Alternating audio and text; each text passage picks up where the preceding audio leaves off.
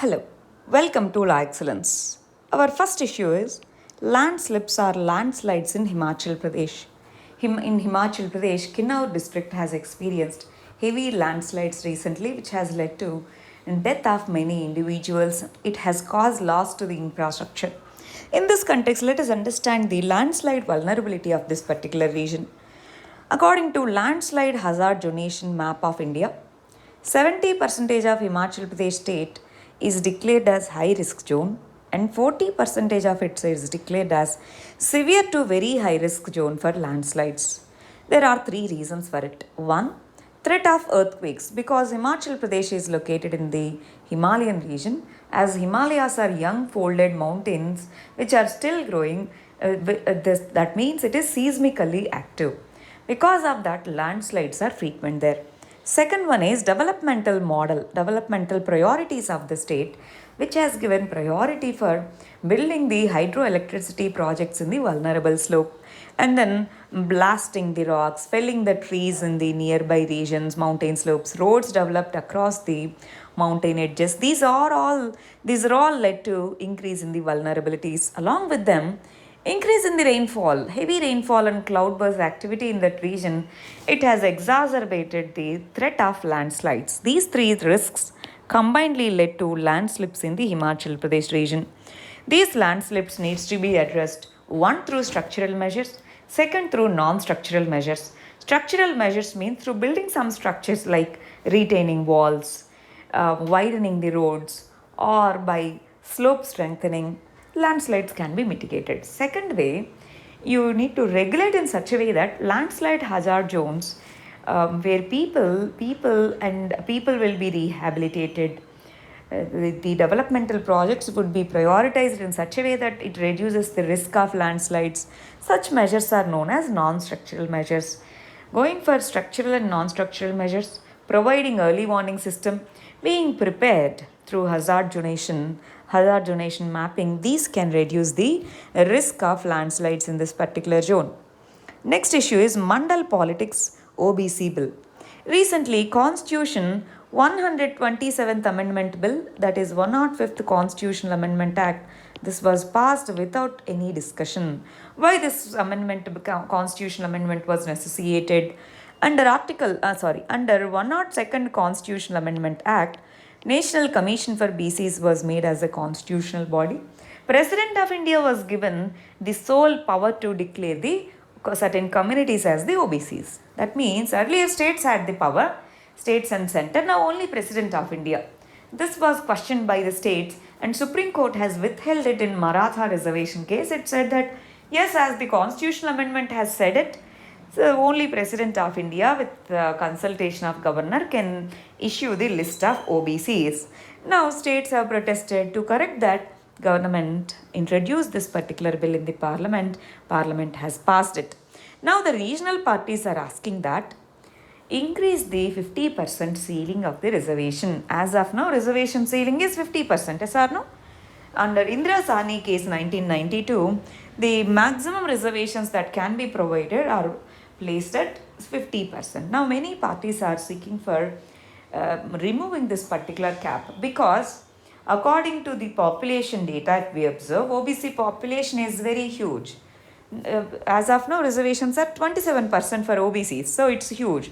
So, in that context, they are asking. But we need to understand this social and political mobility unleashed by Mandal Commission. Mandal Commission is it is for recognizing the OBCs. So, Mandal Commission, this led to Mandal politics across the country. Many regional parties came up with OBC politics as a plank. Now, in this particular context, how various political parties steer through it and how judiciary budgets to this particular demand, these needs to be seen. Next issue is vacancies in Consumer Disputes Panel. We have Consumer Protection Act 2019. This act tries to comprehensively deal with the consumer rights related issues, including e-commerce. Under this Consumer Protection Act, this act is trying to empower the ordinary citizens and their rights as consumers. Supreme Court recently has asked the center and states, asking that under this particular act, There are consumer dispute redressal commissions, but then governments have not appointed them. Administrative structures are not properly placed in place, infrastructure is not there. So, what is happening? Why, even after 2 years, why are there vacancies? Why these commissioners are not appointed? So, it has given 8 weeks of time to file their petition. That means, if you observe, there are many vacancies. In tribunals, there are vacancies. In judiciary, there are vacancies. In constitutional bodies, there are vacancies. In statutory bodies, vacancies are there. So these vacancies, they derail the functioning of the government. That needs to be kept in mind and address these vacancies as soon as possible. Next issue is freeing up of land in SEZs, special economic zones. SEZs are special areas designated by the centers and states. These areas are to promote the manufacturing activity and other economic activity, which is specifically to promote the exports. In this context, the government has allocated large land parcels to various SEZs. In the past few years, large chunks of land is vacant. So now government is planning to monetize this particular land in the SEZs and exit of government from PSUs.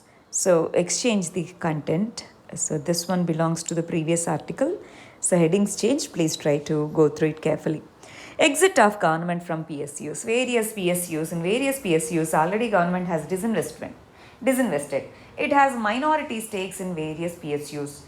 Now the government is planning to sell that minority stake to in such particular PSUs, plus it wants to go for asset monetization as proposed in the recent budget. This will provide more resources with the government. As of now, we know that government has resource constraint. So this resource constraint can be addressed with this particular thing. Next issue is Postgraduate Medical Education Regulations 2021. Under National Medical Commission Act 2019, National Medical Commission has proposed Postgraduate Medical Education Regulations 2021. In this particular form, there will be common counseling for admission in all medical educational institutions to postgraduate courses. Earlier, so we had separate 50% seats for all India quota, 50% for state quota. Now, common counseling means that quota won't be existing now. So admissions to such programs are based on postgraduate NEET. Half of the seats are based on all India quota, rest are based on state governments. Now, why will states fund?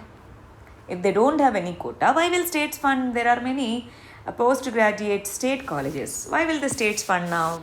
So this is going to be a federal issue again. That's why IMA, Indian Medical Association, is asking for a review of these regulations again. Next issue is Tamil Nadu's fiscal position.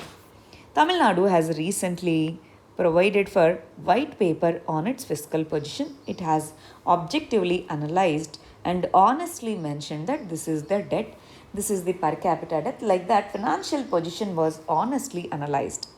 This honest appraisal leads to genuine solutions. If we know what are the shortcomings, we can act upon it. If in the first place itself, we don't know what is the problem exactly and what is the extent of the problem, we cannot solve it.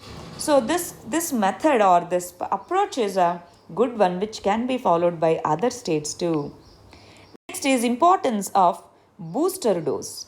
Importance of booster dose as a corona vaccine. Expanded Program of Immunization, EPI. This was launched by World Health Organization in the year 1974. After that, in India also, we launched it. We renamed it. We extended this program. We renamed it as Universal Immunization Program. After that, several vaccines were given free of cost throughout the country to pregnant and young children under Universal Immunization Program. And there are two types of vaccines: replicating category, non-replicating category. Non-replicating category, it requires long-term, long-lasting immunity. For that, it needs booster doses.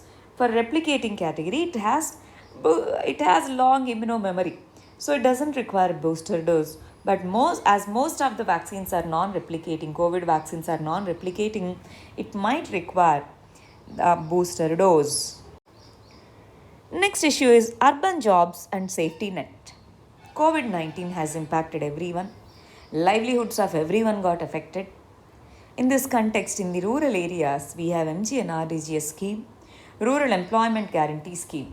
Such safety net is not existing in the urban areas, but in urban areas too, many people got impacted.